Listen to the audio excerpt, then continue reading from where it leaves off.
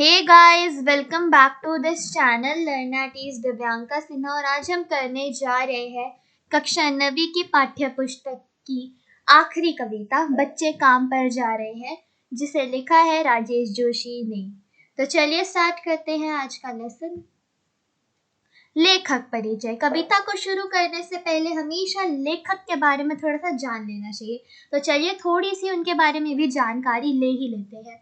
राजेश जोशी साहित्य अकादमी द्वारा पुरस्कृत हिंदी साहित्यकार हैं। तो यहाँ पे देखो, जो राजेश जोशी है उन्हें साहित्य अकादमी द्वारा पुरस्कार भी मिला है हिंदी साहित्यकार के लिए।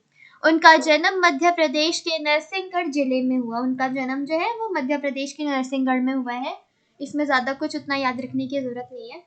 उन्होंने शिक्षा पूरी करने के बाद पत्रकारिता शुरू की और कुछ सालों तक अध्यापन किया। तो शिक्षा पूरी करने के बाद उन्होंने पत्रकारिता लिखना शुरू कर दिया और कुछ सालों बाद उसका अध्यापन करना शुरू कर दिया। राजेश जोशी ने कविताओं के अलावा कहानियां, नाटक, लेख और टिप्पणियां भी लिखी। तो कविताओं के अलावा ये कहानियां, नाटक, लेख और टिप्पणियां भी लिखा करते थे।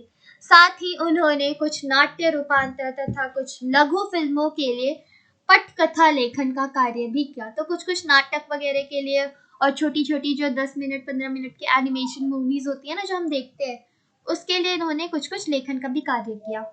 उनके द्वारा भर्तृहरि की कविताओं की अनरचना भूमिका, कल्पतरु, ये भी एवं मायके वस्की की कविता का अनुवाद पतलून पहिना बादल नाम से किए गए हैं।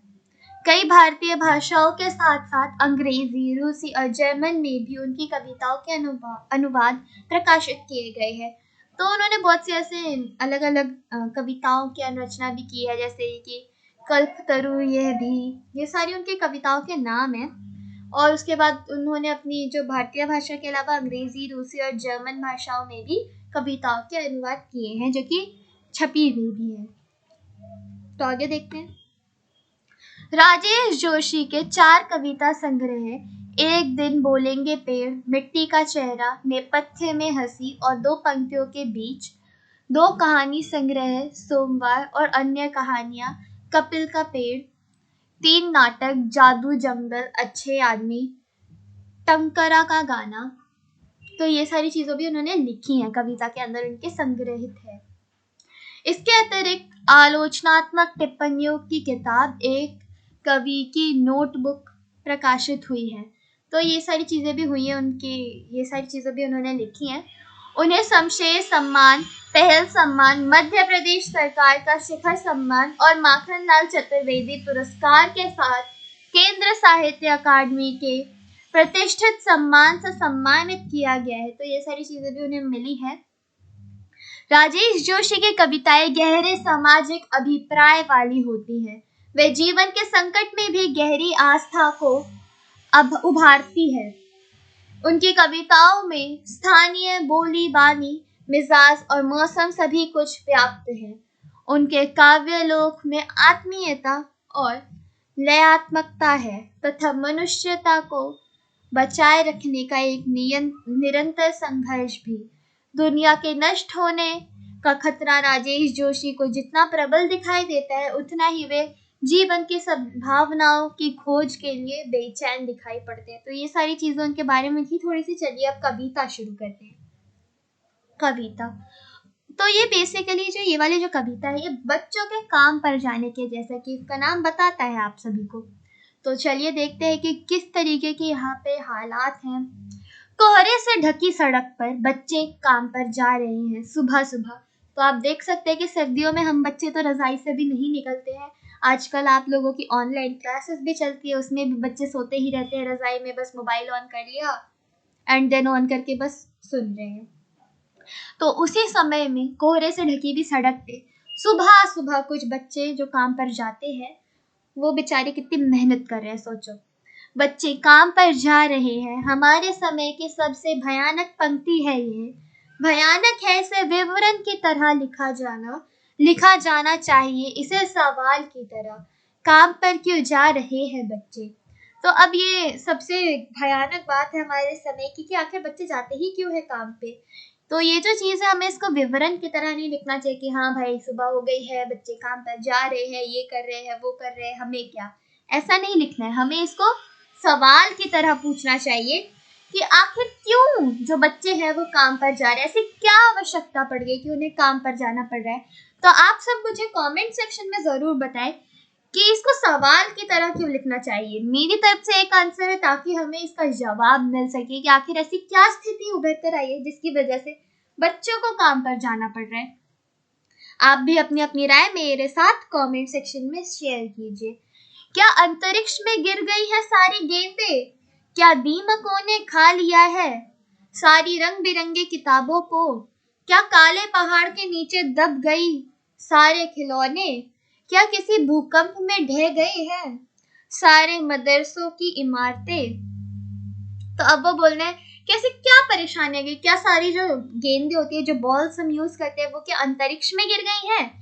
क्या कीड़े मकोड़े जो दीमक होते हैं ना, क्या उन्होंने सारी रंग बिरंगी अच्छी अच्छी किताबें खा ली हैं?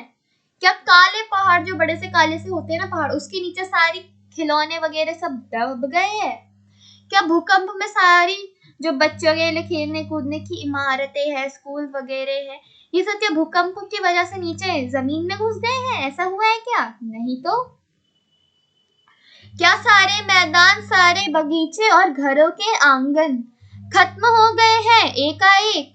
तो फिर बचा ही क्या है इस दुनिया में? कितना भयानक होता अगर ऐसा होता। भयानक है लेकिन इससे भी ज्यादा ये है कि है सारी चीजें हस्म मामूल। तो अब क्या सारे मैदान, सारे बगीचे, ये सारे जो आंगन वगैरह घरों के अंदर होते हैं सब खत्म हो गए एक एक करके? कितना भयानक होता है, कुछ बचा ही नहीं है इस दुनिया में तो। लेकिन ऐसा है क्या? नहीं है। ये सारी चीजें तो पहले की तरह, फिर ऐसा क्यों हो रहा है?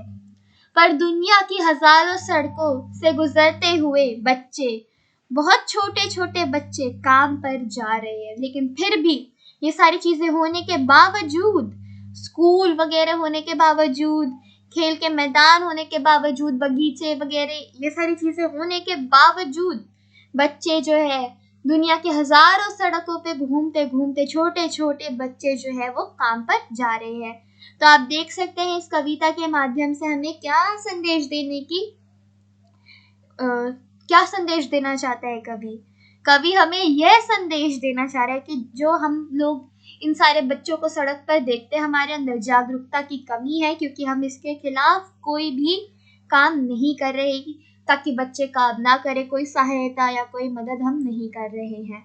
ये जो चाइल्ड लेबर आप सुनते हैं ना कि इसको सरकार ने भी खत्म कर दिया है, एक एक्ट बना दिया जिससे कि बच्चों को काम पर नहीं जाना है 14 साल से कम की एज पे, वो भी है होने के बावजूद बच्चे जो है काम पर जा रहे हैं। कविता का अब हम लोग सार देख लेते हैं थोड़ा सा। बच्चे काम पर जा रहे हैं, यह कविता बाल मजदूरी की ओर हमारा ध्यान आकर्षित करती है। भारत एक विशाल जनसमूह वाला देश है। यहाँ पर गरीबी और अशिक्षा का विस्तार है। लोग गरीबी के कारण भूखे मरने के लिए विवश है। धन का अभाव अशिक्षा को बढ़ावा देता है। गरीब बच्चों को खेलने कूदने और पढ़ने की उम्र में मजदूरी करने के लिए विवश होना पड़ता है। गरीबी के कारण माता पिता बच्चों से उनका बचपन छीनकर उनके हाथों में काम सौंप देते हैं। कवि राजेश जोशी हमारे समाज में व्याप्त इस समस्या से आहत हैं। अपनी कविता के माध्यम से वह समाज को जागृत करना चाहते हैं ताकि बच्चों के बचपन को काम की भट्टी में झोंकने से रोका जा सके। हमारे देश के लिए बड़ी शोचनीय बात है, लेकिन लेखक पूरी कोशिश करता है कि इस कविता के माध्यम से देश और समाज के सम्मुख प्रश्न रखकर पूछ सके कि ये बच्चे क्यों काम पर जा रहे हैं। कहीं ना कहीं इससे देश और समाज का दोष है जो कि ये बच्चे काम पर जा रहे हैं। इनके बचपने को नष्ट होने से रोकने के लिए कवि ने इस कविता की रचना की है। तो यहाँ पे आप देख सकते हैं बाल श्रम का एक भयानक सच्चाई जो कि सच में होती है। आप देख सकते हैं फैक्ट्रीज में बच्चे काम करते हैं, रेलवे स्टेशन में सफाई करते हुए भी हर जगह में मिलते हैं। तो बाल श्रमिक भयानक सच्चाई पे आप यहाँ पे कुछ तस्वीरें देख सकते हैं, और तस्वीरें मैं दिखाती हूँ आप लोगों को। तो दोस्तों इसी के साथ हमारा ये जो चैप्टर है, मीन्स ये जो पोयम है, ये जो कविता है हिंदी की, ये हो जाती है खत्म। तो गाइस कैसा लगा आपको आज का वीडियो? अगर अच्छा लगा हो तो do like this video and share this with your friends. I will meet you in my next video. Till then, take care and bye bye, guys.